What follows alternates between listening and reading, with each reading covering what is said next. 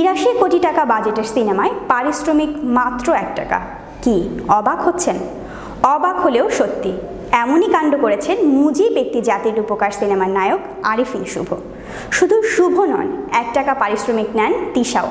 বিস্তারিত থাকছে ডেস্ক রিপোর্টে। এবারের সংগ্রাম আমাদের মুক্তির সংগ্রাম।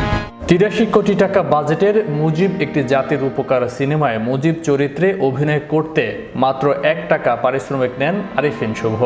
এবার জানা গেল একই সিনেমায় বঙ্গমাতা শেখ ফজিলাতুন্নেসা মুজিবের চরিত্রে অভিনয়ের জন্য 1 টাকা পারিশ্রমিক নেন নুসরাত ইমরোজ তিশাও।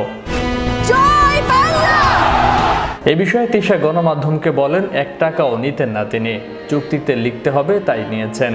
তিশা আরও বলেন, শুধু ভালোবাসার জায়গা থেকে তিনি সিনেমাটা করতে চেয়েছেন। এখন তার মনে হয়েছে যে ভালোবাসার কথা ভেবেছিলেন তার চেয়েও অনেক বেশি পেয়েছেন তিনি। এর চেয়ে বড় সম্মানই আর কি হতে পারে, এমনটাই বলছেন ইমরোজ তিশা। অভিনেত্রী জানান, সিনেমাটি মুক্তির পর এমন সব প্রতিক্রিয়া পাচ্ছেন যা তাকে মুগ্ধ করেছে।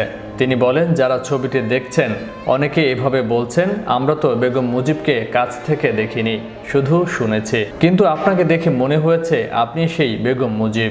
আমাদের মনে হয় বেগম মুজিব বুঝি পর্দায় আপনার মতোই ছিলেন, আমরা তাই অনুভব করতে পেরেছি। শুক্রবার দেশ জুড়ে মুক্তি পায় মুজিব। এটি পরিচালনা করেছেন ভারতের খ্যাতিমান পরিচালক শ্যাম বেনেগাল। সিনেমাটিতে বঙ্গবন্ধুর চরিত্রে অভিনয় করেছেন জাতীয় চলচ্চিত্র পুরস্কার প্রাপ্ত চিত্রনায়ক আরিফিন শুভ।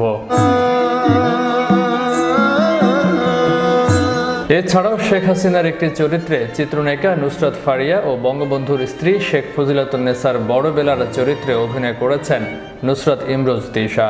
এছাড়াও শতাধিক অভিনেতা কাজ করেছেন সিনেমাটিতে।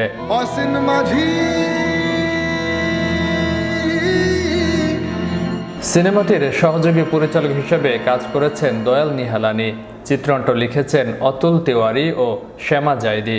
শিল্প নির্দেশনার দায়িত্বে ছিলেন নীতিশ রায়। কস্টিউম ডিরেক্টর হিসেবে ছিলেন শ্যাম বেনেগালের মেয়ে পিয়া বেনেগাল। যারা বঙ্গবন্ধুকে দেখেনি, ছবিটি দেখলে তারা কিছুটা হলেও বঙ্গবন্ধুকে অনুভব করতে পারবেন বলে জানান সংশ্লিষ্টরা। বিশ্ব বাংলা 24 বিনোদন ডেস্ক।